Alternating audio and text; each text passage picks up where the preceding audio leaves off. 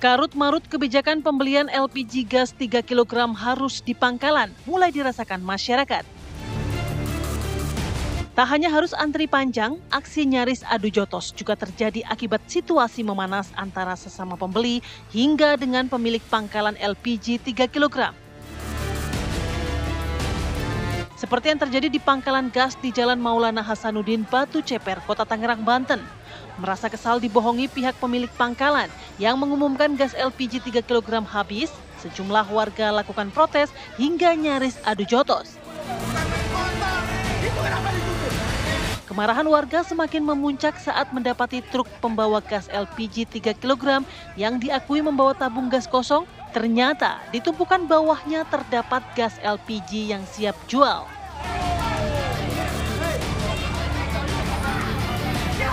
Setali tiga uang di Kota Tangerang, Banten, aksi adu mulut gara-gara antri gas LPG 3 kg berjam-jam dan gagal mendapatkan gas terjadi di Desa Margasari, Kabupaten Tangerang, Banten.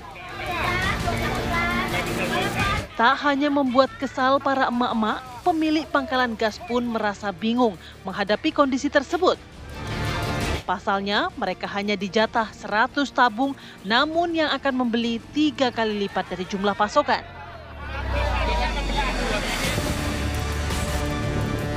Antrian mengular dan berujung ramai-ramai gagal mendapatkan gas LPG 3 kg juga terjadi di Kecamatan Cimahi Utara, Kota Cimahi, Jawa Barat. Kuota 100 tabung gas LPG 3 kg yang didistribusikan oleh agen langsung ludes hanya dalam beberapa menit saja. Warga pun merasa kecewa lantaran sudah mengantri berjam-jam namun harus gigit jari.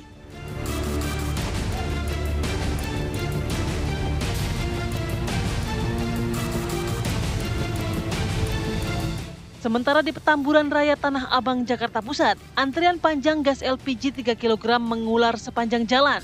Lagi-lagi, warga kembali kecewa karena mereka tak mendapat gas LPG 3 kg meski telah mengantri lama.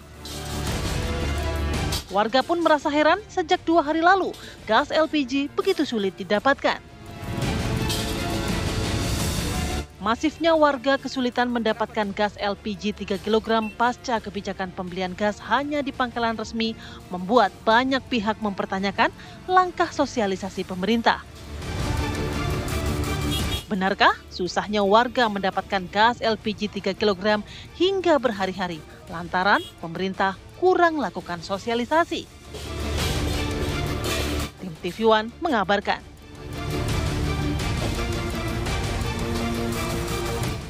Negara itu mensubsidi harga realnya itu per kilogram itu negara mensubsidi sekitar 12.000 ya Pak. 12.000 rupiah kurang lebih per kilogram.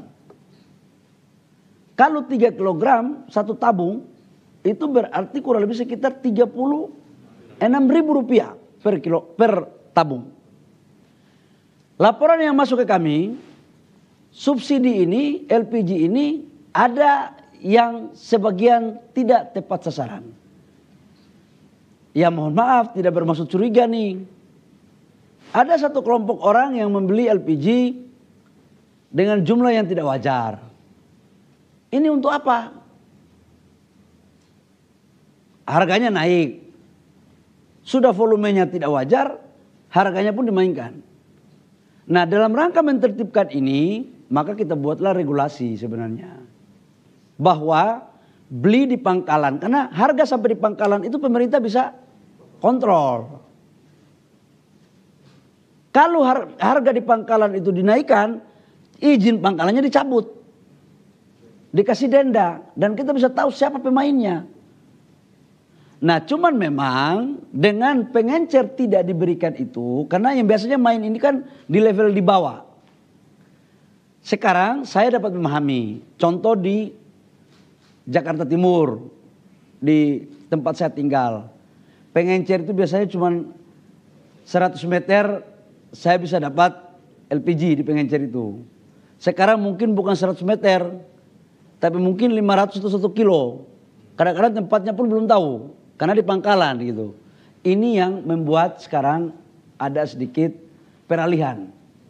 Nah tetapi ada Pak Dirjen ini, saya sudah meminta agar pengencer-pengencer yang sudah memenuhi syarat itu dinaikkan statusnya menjadi pangkalan.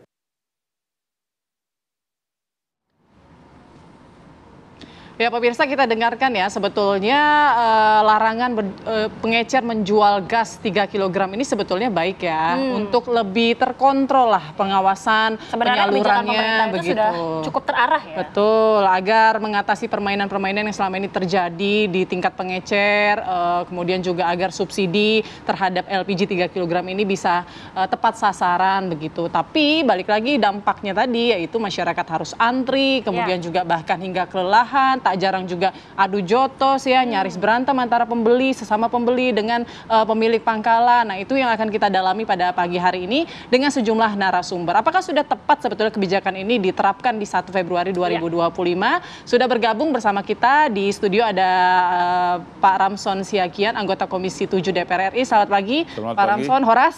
Selamat pagi. Selamat pagi, Bapak. Dan ya juga tergabung bersama kita tapi secara virtual sudah ada pengamat energi Pak Sofianus Zakaria. Pak Sofianus, selamat pagi, apa kabar? Selamat pagi Mbak Putri dan Mbak Agita.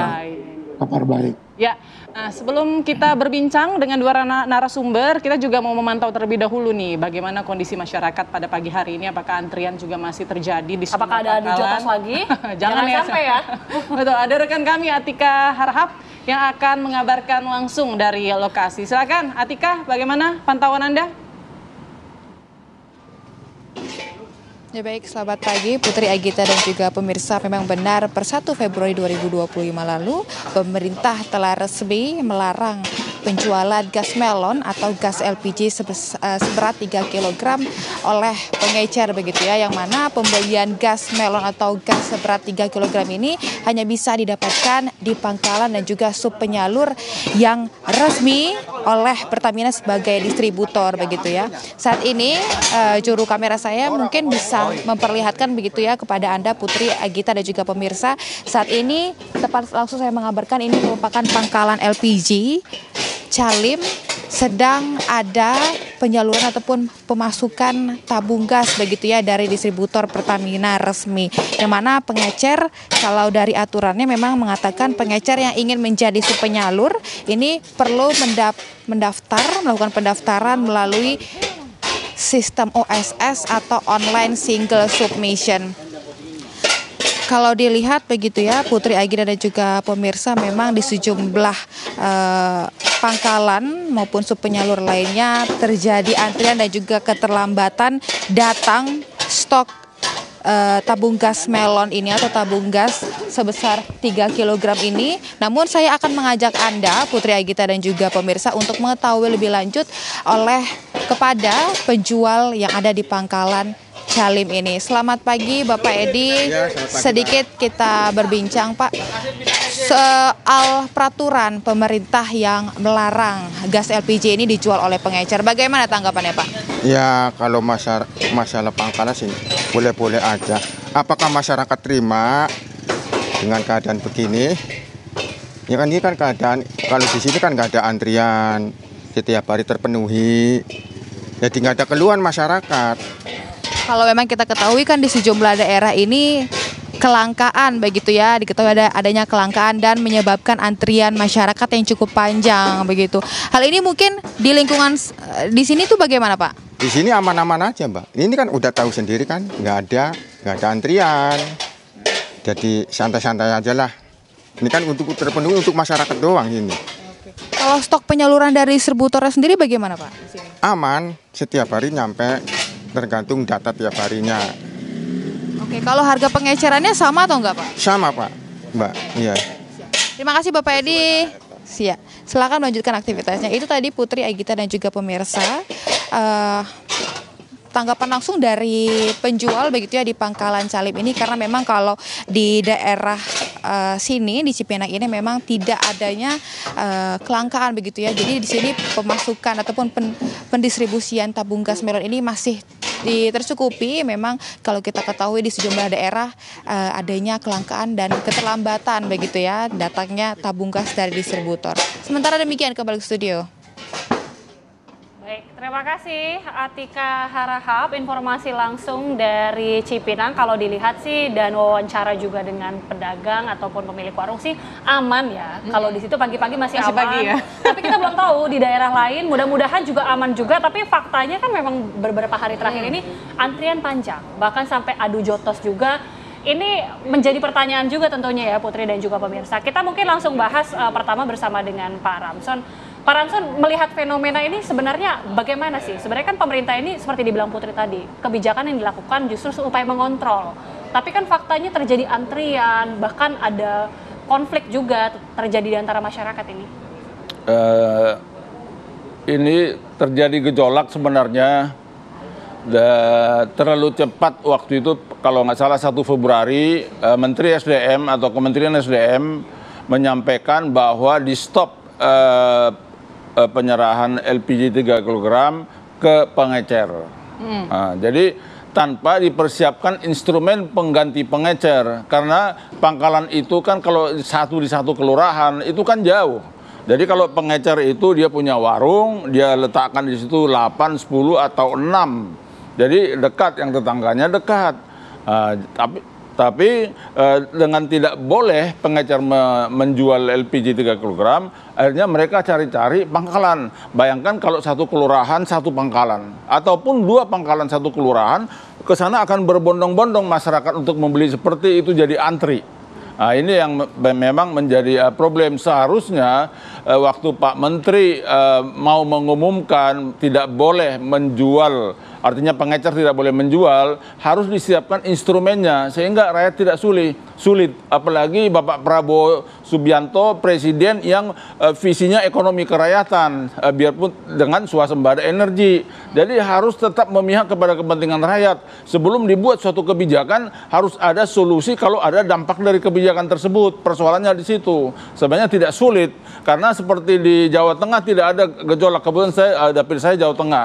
Karena di Jawa Tengah itu pengecer-pengecernya memang dengan keuntungan kecil, mereka mau membantu konsumen ataupun keluarga-keluarga dengan cara, kalau di Jawa Tengah itu KTP dikumpuli yang dia pelangganannya di sekitarnya, misalnya 10 KTP itu dibawa ke pangkalan. Jadi tetap yang membeli itu adalah konsumen keluarga, cuman dia seperti transporter lah gitu.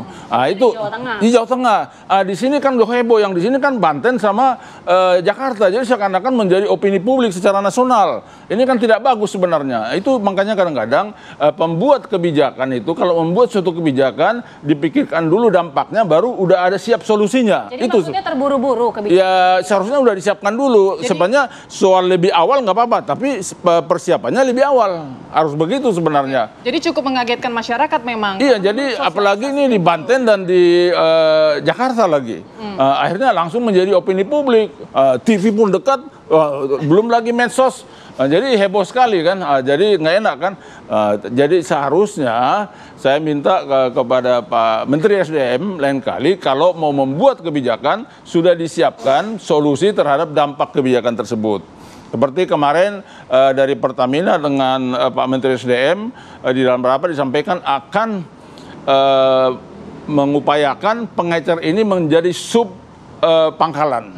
Tapi itu sistemnya juga harus dijelaskan, karena begini, hasil dari upaya Pertamina dan Dirjen Migas agar pengecer-pengecer itu menjadi pangkalan, dari sekitar 300.000 pengecer hanya 0,5% yang mau jadi pangkalan. Karena untuk jadi pangkalan juga syaratnya banyak, harus seperti suatu perusahaan lah, harus ngurus macam-macam, izin SIUP, TDP, punya referensi bank, harus punya saldo di bank, terus harus juga pintar digital melalui handphone, harus ada merchant aplikasinya. Jadi mungkin yang punya warung tidak siap soal itu. Jadi menurut Anda tidak solutif juga sebetulnya ya ketika kemudian pengecer ini diangkat lah, kalau tujuan atau niat baiknya kan pemerintah ingin mengangkat lah jadi pengecer jadi sub pangkalan. Oke, kalau pangkalan memang berat. Sub pangkalan itu bagaimana dibuat syaratnya ringan.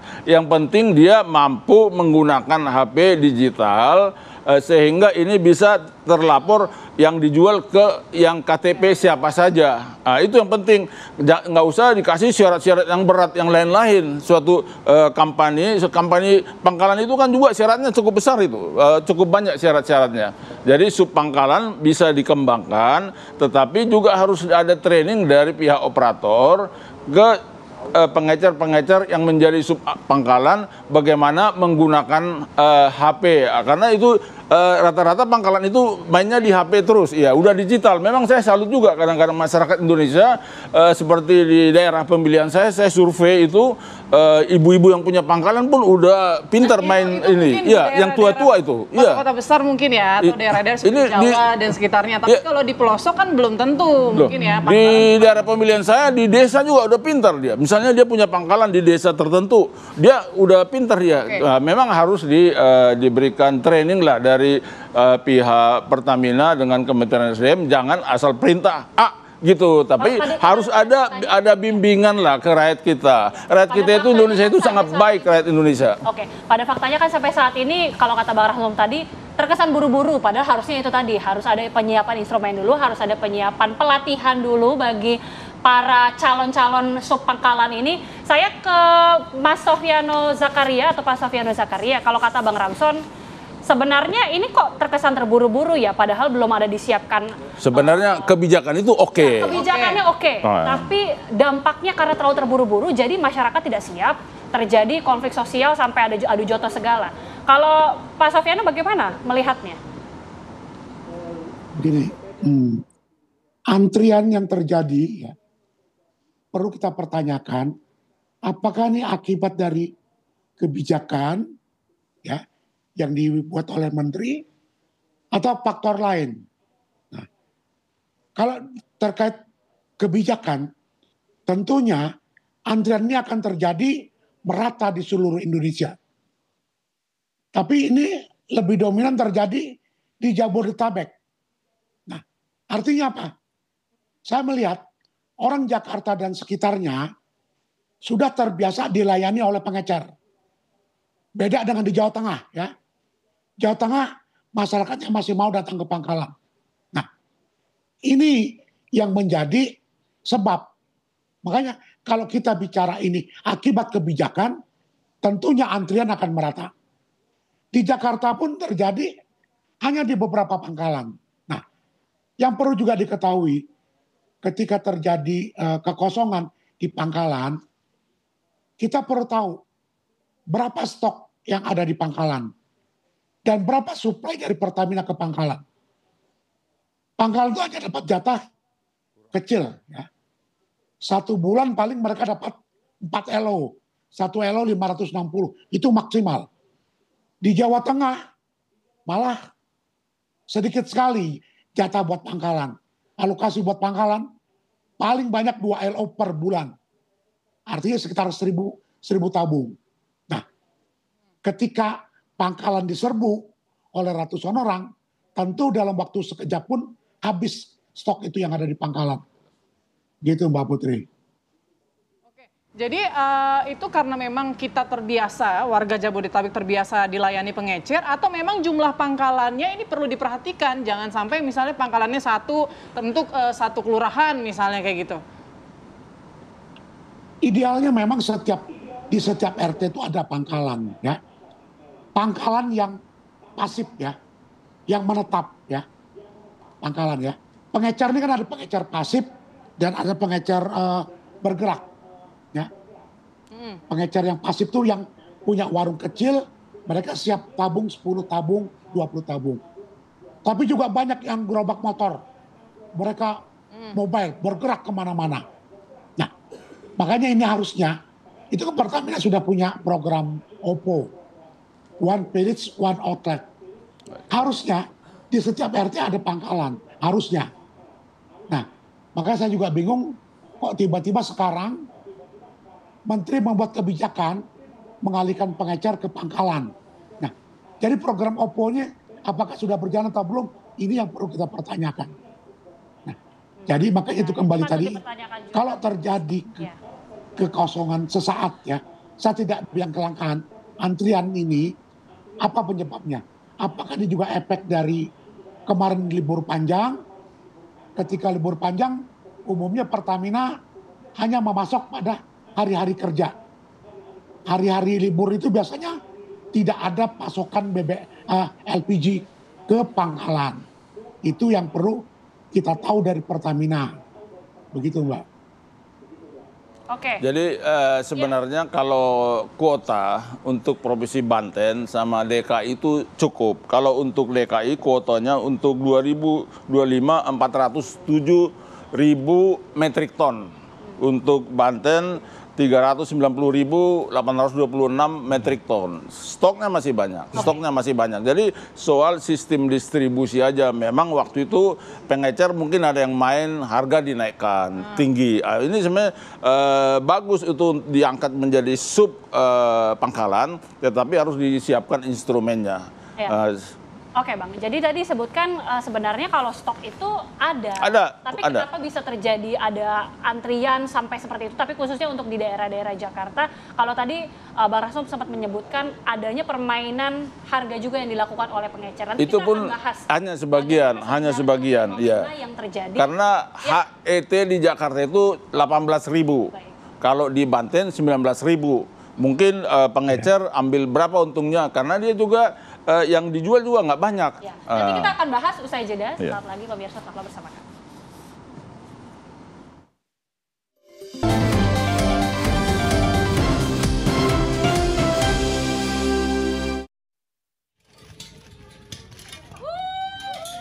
Warga di Kampung Sawah Dalam, Kelurahan Panunggangan Utara, Kecamatan Pinang, Kota Tangerang, Banten, membuang tabung gas LPG 3 kg sebagai bentuk protes kepada pemerintah.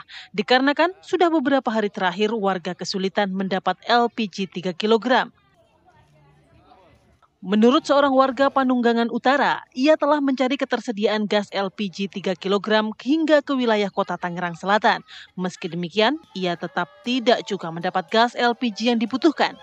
Ini gimana sih pemerintah, gas kita dipersulit, yang dagang, ibu rumah tangga, mau masak aja dipersulit, gimana nyari gas ini udah bolak-balik kemana-mana. Apalagi ibu ini nih yang tukang dagang, aduh repot dah gimana nih. Tuh, susah banget gas nih. Udah nyari kemana aja tadi Bu? Oh, tadi kita udah nyari ke Pasar Bengkok, ke Cipete, sampai ke Tangerang Kota, susah bener nyarinya. Apa ke Tangsel? Terus pengennya buat pemerintah seperti apa Bu? Pengennya jangan dipersulit lah kita sebagai rakyat kecil, gimana nggak ibu-ibu, bener nggak? Langkanya gas LPG 3 kg dalam beberapa hari terakhir di wilayah Kota Tangerang telah membuat sejumlah warga mengantri di pangkalan gas LPG. Ratusan warga terpaksa mengantri berjam-jam untuk mendapatkan satu tabung gas LPG 3 kg. Hal tersebut terkait dengan kebijakan pengecer tidak diperkenankan lagi menjual LPG 3 kg. Dari Tangerang, Banten, Rusdi Muslim TV One mengabarkan.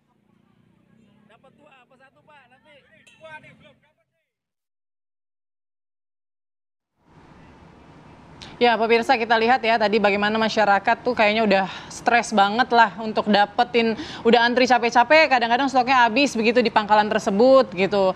Tidak ada informasi pangkalan mana yang kemudian mungkin bisa jadi kita nggak tahu juga ya pangkalan dekat rumah kita tuh di mana sebetulnya ya. Banyak yang mungkin terinfo, sudah gitu. terbiasa membeli di pengecer. Jadi ketika diminta untuk membeli ke pangkalan juga jatuhnya bingung. Ini juga salah satunya pemirsa banyak warga yang sulit mendapatkan gas LPG 3 kg pasca larangan jual bagi pengecer sejak 1 Februari 2025. Sebagian warga ini di Lebak, Banten ini terpaksa kembali menggunakan kayu bakar, pemirsa.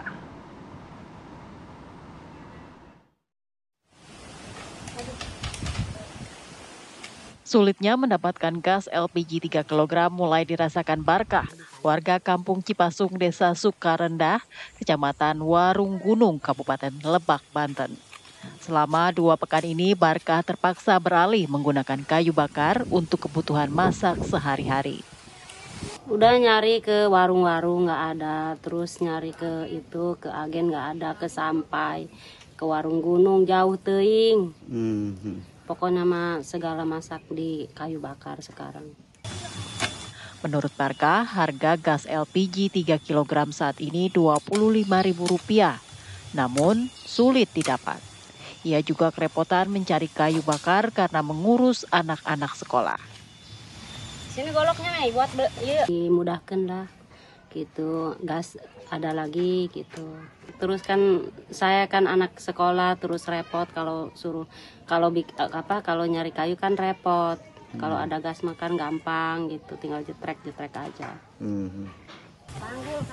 Warga berharap pasokan gas LPG 3 kg akan kembali normal. Dari Lebak, Banten, Andre Sopian, TV One mengabarkan. Ya pemirsa, kalau kita mendengarkan kembali ya bagaimana pernyataan dari Menteri SDM, sebetulnya stok masih ada. Ini lebih kayak untuk menata sebetulnya bagaimana penyaluran ini bisa tepat sasaran.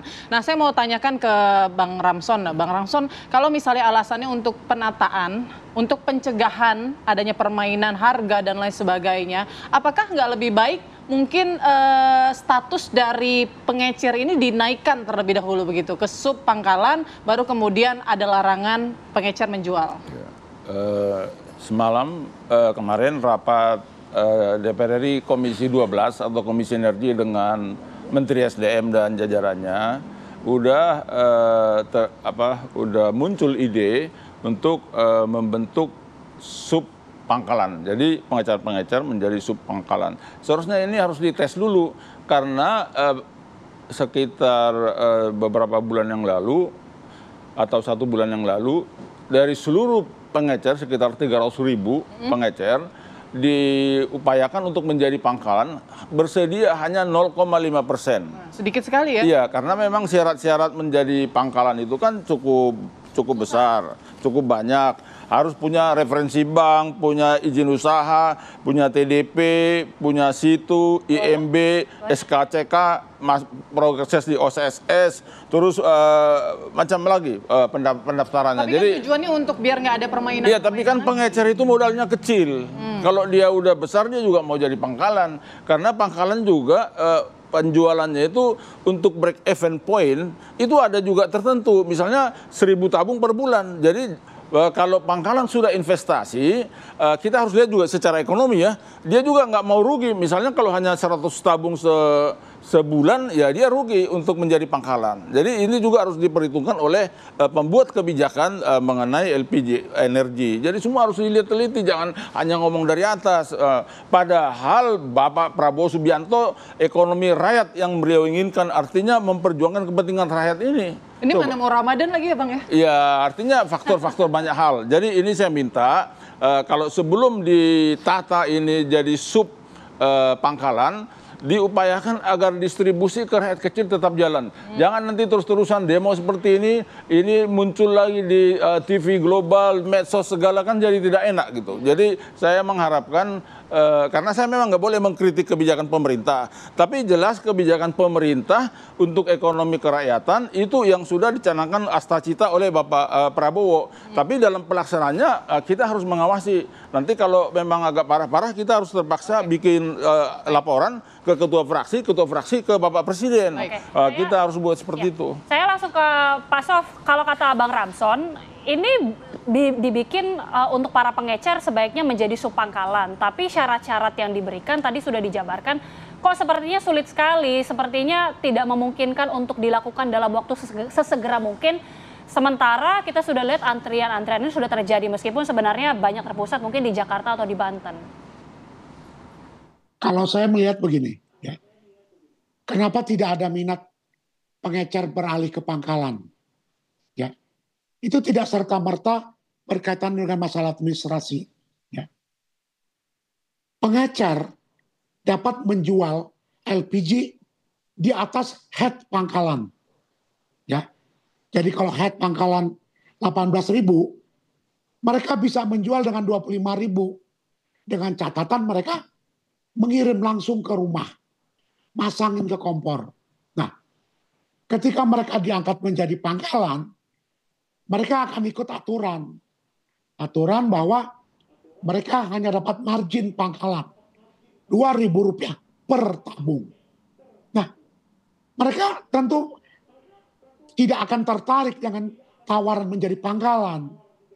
Makanya, kalau memang mereka diangkat sebagai subpangkalan, artinya apa? Kalau mereka tetap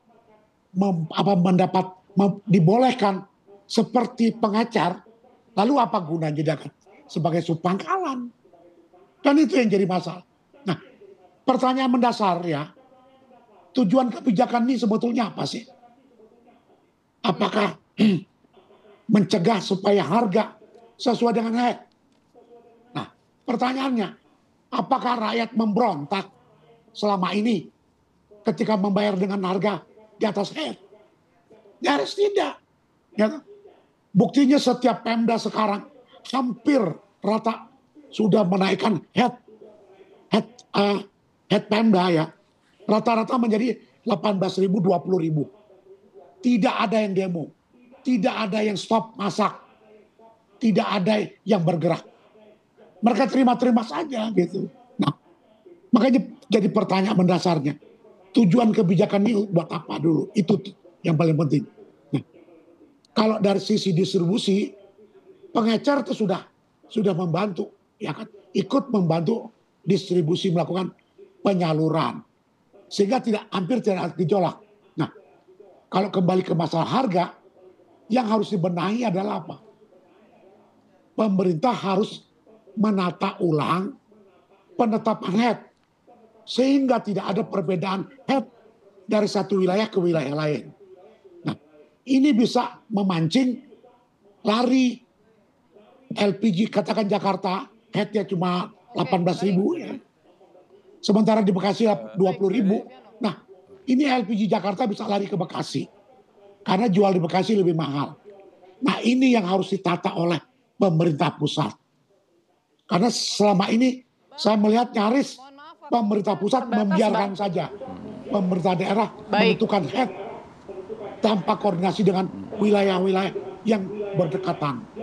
Gitu Mbak. Oke, Bang Sofyano, waktu kita terbatas, mohon maaf, mungkin Bang Ramson bisa sedikit memberikan solusi ya begitu ya. Mungkin sekarang solusinya dianggap memunculkan masalah baru, tadi antrian dan sebagainya. Apakah ada solusi lain untuk memantau regulasi, tempat subsidi dan lain sebagainya? Sebenarnya gini, pangkalan itu banyak sekitar 80% mereka jual langsung ke rumah tangga yang datang. Tapi banyak juga rumah tangga atau rakyat yang mungkin terlalu jauh, jadi ke pengecer.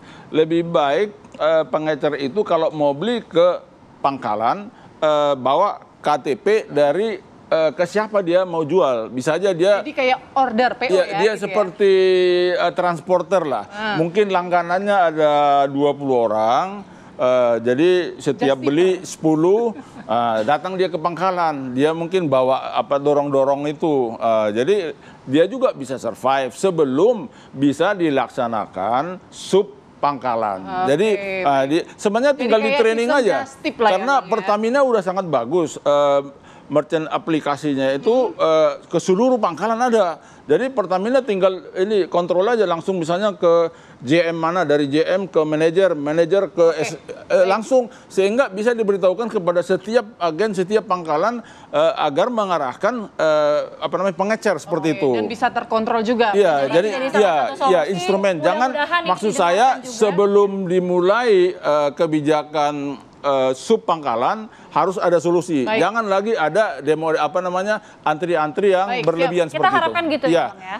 Kita harus menjaga citra Bapak Presiden Prabowo. Ini sistemnya jadi kayak just tip ya. Jadi memang hanya orang-orang yang memiliki ataupun yang masuk kriteria orang yang boleh beli gas melon yang membeli gas tersebut lewat si just tipper tadi. Ya, semoga ini bisa diaplikasikan sambil menunggu juga tentunya pemerintah harus bisa mengevaluasi kebijakan seperti yang tadi dijelaskan Bang Ramson. Ya, menggunakan instrumen-instrumen yang ada. Betul. Terima kasih sekali lagi Bang Ramson Siagian. Terima kasih juga Bang Sofyanus sudah bergabung bersama kami di Apa Kabar Indonesia Pagi. Kita akan tunggu bagaimana kemudian evaluasi dari kebijakan ini dan mudah-mudahan tidak ada ricuh lagi, tidak ada adu jotos lagi, semuanya bisa terlaksana kebijakan ini dengan baik.